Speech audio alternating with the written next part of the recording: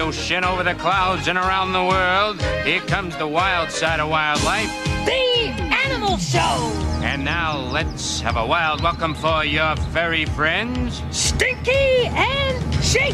Now it's the Animal Show!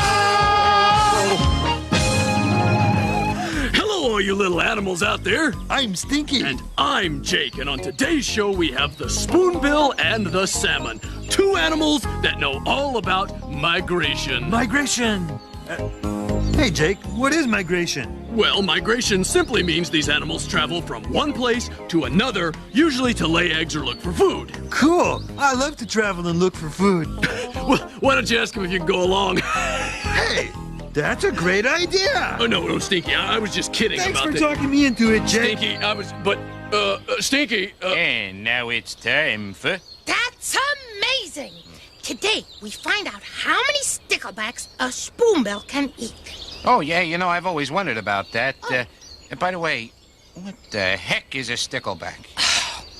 A stickleback is a little tiny fish, and the spoonbill is a great big bird that can eat up to 2 sticklebacks every minute. Oh, okay, so that's 2 per minute. And since a spoonbill eats for about 8 hours every day, 1 minute times 8 hours per day. that means a spoonbill can eat as many as 1,000 sticklebacks every day. Oh, I was off by 27 sticklebacks. from Northwest Africa to the Netherlands, here is Julius, the Spoonbill. Here I am, just passing through. Always on the move, I am. Always on the move. Well, Julius, I'm glad you could take time from your busy migrating schedule to stop by for a visit. Yeah, and I can't wait to see where we are going next. What do you mean, we? Well, Stinky wants to migrate with you. That's a laugh. Migrating's not all that easy, young fella. Well, then why do you do it? Well, give me a moment and I'll show you. Oh. This is Holland, one of the places where we spoonbills live. Ooh. Now, it's beautiful, but do you go there just for the windmills and the scenery? Oh, it's pretty all right, but we're not there to see the sights. We're there for the good marshes and wetlands. You see, those are the best places for us to get food and build our nests. Oh, it's a mommy spoonbill and her little baby. That's right. She feeds him the way many animals feed their young, by digesting the food first, then giving it to him right from her mouth. Well, if Holland has the perfect marshes and wetlands for your nest, why do spoonbills migrate? Because of the weather and the food. It gets too cold there for us during the winter. And the stickleback fish that we eat are only around for part of the year. So you travel to find more fish and to get away from winter. Hey, you got that right. And don't get me wrong, it's beautiful in Holland, but a spoonbill's got to follow the food and the warm weather or we just won't make it. I love food in warm weather. It'll be great to migrate with you. Maybe I could pack a lunch. Stinky, I've seen your lunches. You won't be able to carry it. Especially when you have to fly with it. But I can't fly. Then you'll never be able to migrate with spoonbills. Oh. You see, Stinky, we fly thousands of miles every year. Now, where exactly do you go when you migrate? Well, we take off from our nesting areas in Holland and fly along the coast across France, Spain, and Portugal. Then across to Mauritania on the northwest coast of Africa. And that's where we spend the winter when it's cold up north. Does he always do that? Always. You certainly are graceful birds. Yes, it's great being a spoonbill. Well, Julius, I guess I won't be able to migrate with you and the other spoonbills. I can't catch fish, I can't fly. And don't forget that irritating thing you do where you repeat the names of places. Yeah, that's it. Otherwise, we spoonbills would love to have you come along. Well, thanks for stopping by, Julius. Yeah, thanks, Julie. Okay, well, I better be going. We're about to leave for the coast. So long. Bye. Bye. Stinky, I'm sorry you won't be able to migrate with Julius. Oh, that's okay, Jake. Maybe I can migrate with the salmon. Oh, yes, but before you do that, it's time we all migrate over to watch Baby Talk. Oh, come on, Mommy. Let's see down your throat again. Again. Yeah, come on, it's so cool. All right. Wow, look at this. It's really spoony in here. Come on, let me see. Come on, it's my turn. Hey, what about me? It's my turn. I'm sorry, dear, but I'm tired. But that's not fair. Please, Mommy, please. Oh, why not? There, how's that? Thanks, Mommy. That was spoony. Well, it's time for the grown-ups to put up their beaks and rest now. But not you, Mommy. You don't need a rest. No, you're gonna play, right? All play and no rest makes for a tired spoonbill. Come along, my dear. Time to spoon. You know, Jake, I think that migrating with salmon is going to be easy. After all, I already know how to swim. Well, Stinky, there's a lot more to migrating with salmon than that. There is? Take a look. When you're swimming against the tide or going against the flow, when you're swimming against the tide, it's the hardest way I know. And when you're first beginning, it's not pushing at an open door, but swimming against the tide, you'll appreciate the ending even more. When you're swimming against the tide, then you're digging pretty deep. It may be just for pride that you take that final leap. And when the journey's over, it was tough, let's not pretend. You were swimming against the tide, but goodness knows you got there in the end.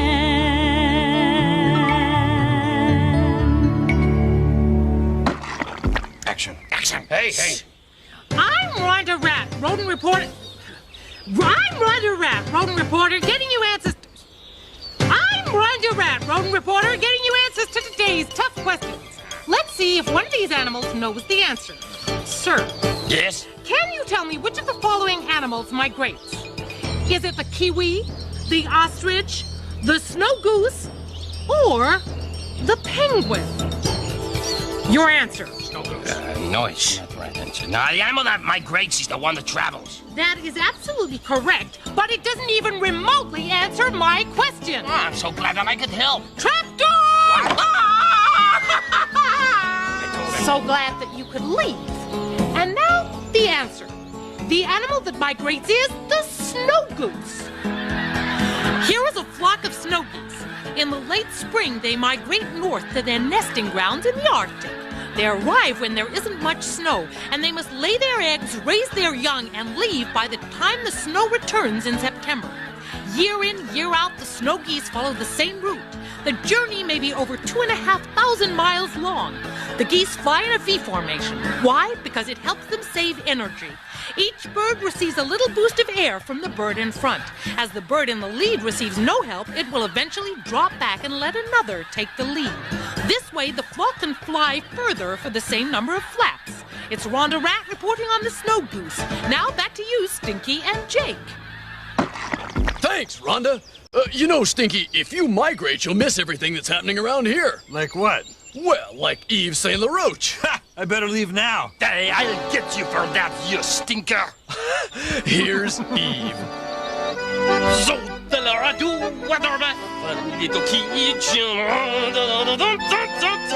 Oh, mais myself quite giddy there.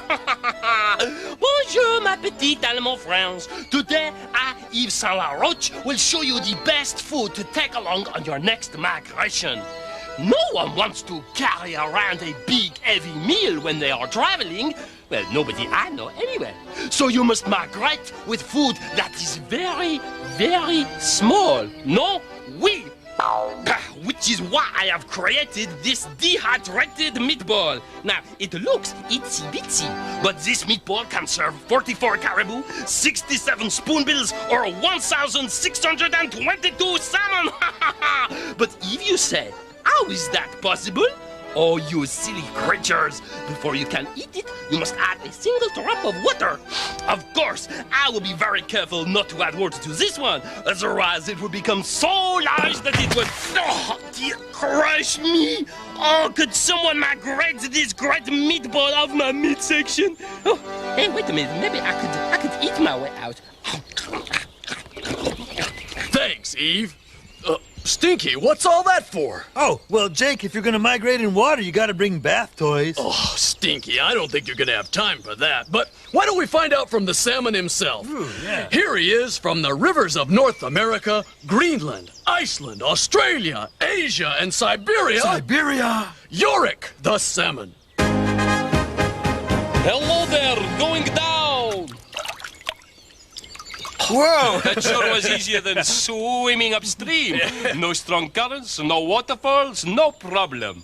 Well, welcome to the show, Yorick. Hi, Yorick. When do we leave? Leave? I just got here. Well, Stinky wants to know when you leave on your next migration. Yeah, I'm gonna go with you. Oh, that's great, Stinky, and you're going to love it. Just take a look. Oh, a clip. Oh, good, good.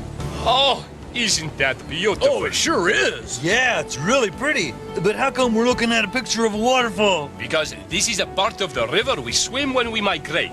Here comes someone now. Well, who's that? Oh, that's just one of my salmon friends. Oh. Well, why is he trying to jump up that waterfall? Hey, fella, you're going the wrong way. The river flows in the other direction. You, fella. Stinky, he is going the right way. When salmon migrate, we swim upstream. Jumping up waterfalls is part of the journey. I understand that salmon can jump 12 feet in the air. That's right, Jake. We flick our tail and arch our back like a high jumper to get as much height as we can. That's an impressive leap for a fish that can weigh over 20 pounds. Well, I'm impressed. But why do you jump up waterfalls and swim the wrong way up rivers? Wouldn't it be easier just to migrate the way the water is going? That would be a lot easier. But then we wouldn't get where we're trying to go. Where are you trying to go? Back to where we were born.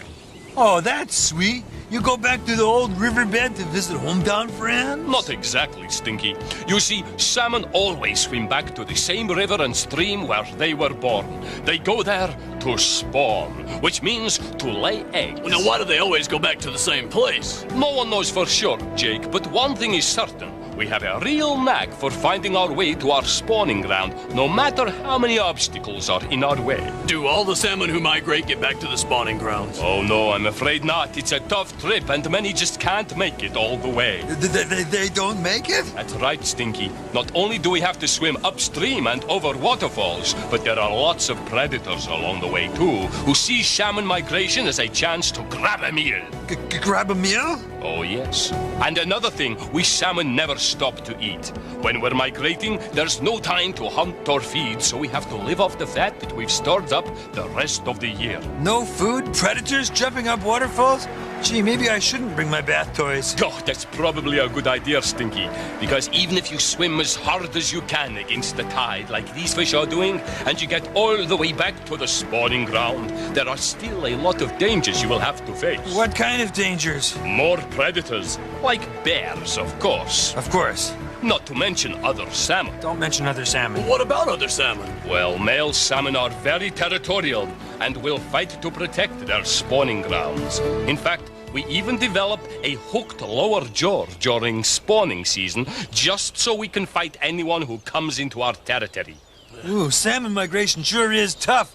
And besides, I look terrible with a hooked lower jaw. See? I don't know. I kind of like it. No, I have to agree with Stinky. About my jaw? No, about all that salmon have to go through to migrate. Are you sure it's worth it? Oh, it sure is, Jake. Because after all, this is how young salmon are born. Oh, that's true. A female salmon will lay thousands of eggs, like these here. Look closely. You can see a baby salmon curled up inside. Wow. Ooh. Eventually, the eggs hatch, and young salmon like these will start to swim downstream. And in a few years, those same salmon will swim back upstream to the same riverbed to spawn again. Yeah, it's the circle of life. Yeah, and I'm getting dizzy just hearing about it. That's why I'm so glad you'll be making the trip with me this year, Stinky. You know, on second thought, I don't Before you go, Yorick, would you mind singing a song? Oh, I'd love to. Ooh, but Jake... In a minute, Stinky. And now it's time for Yorick to sing the salmon song. What I go through to be with you, is there nothing I wouldn't do? And I don't need a lover's call for me to climb up a waterfall. These are feelings I can't resist.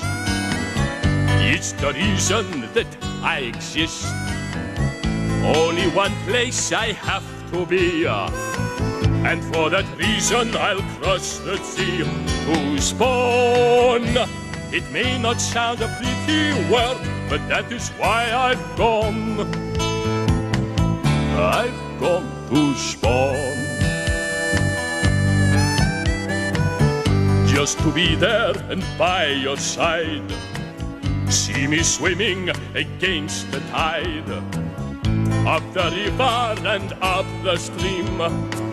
All the places that I have been to spawn.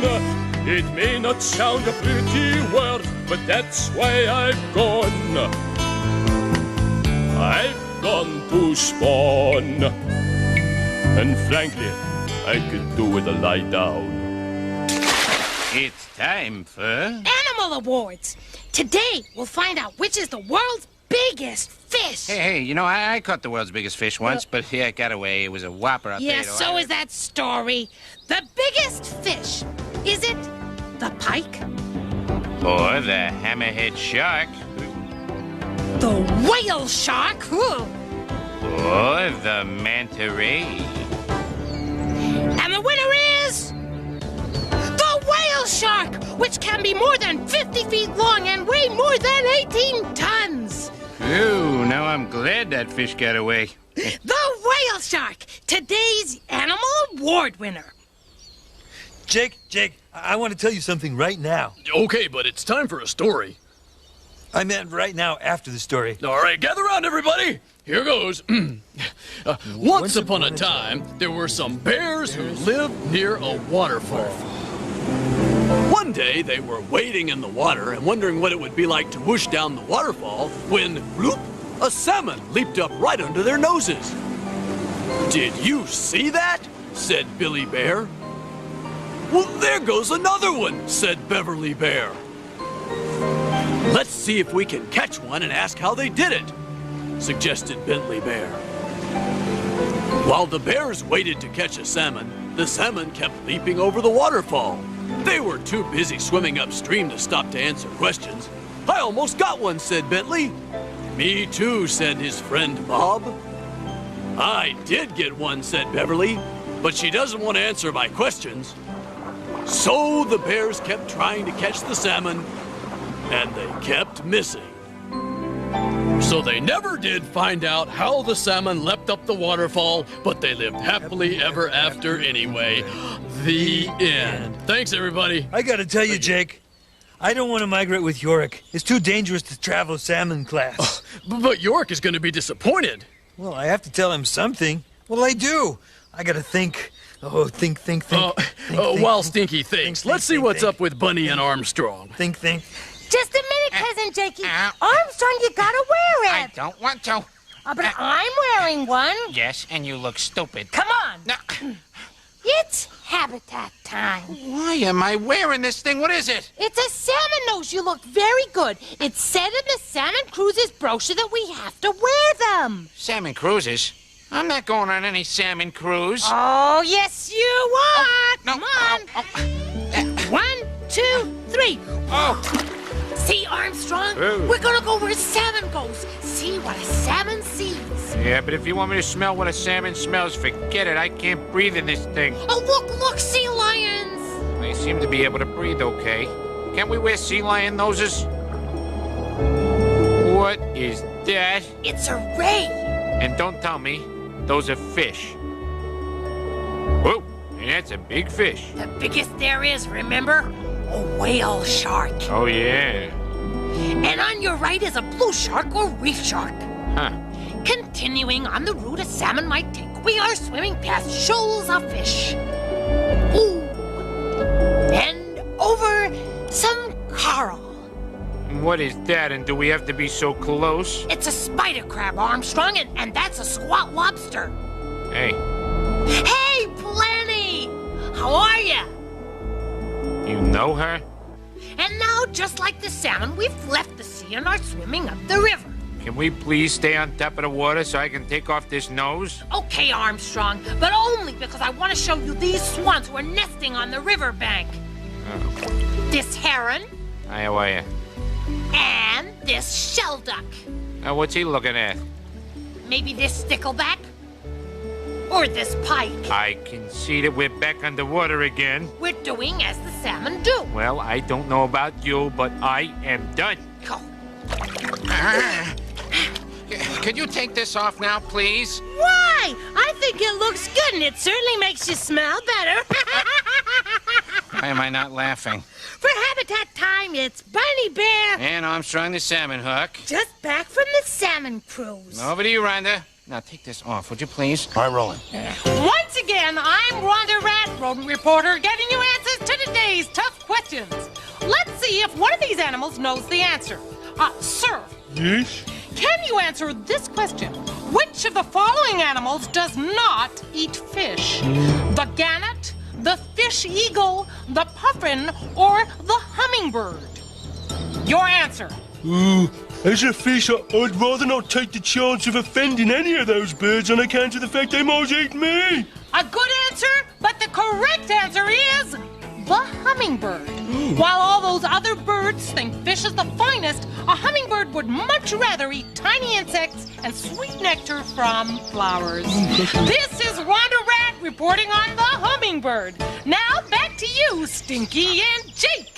Thanks, Rhonda. Yeah. Well, that's all we have time for today, and I'd like to thank our special guests, Julius the Spoonbill and Yorick the Salmon.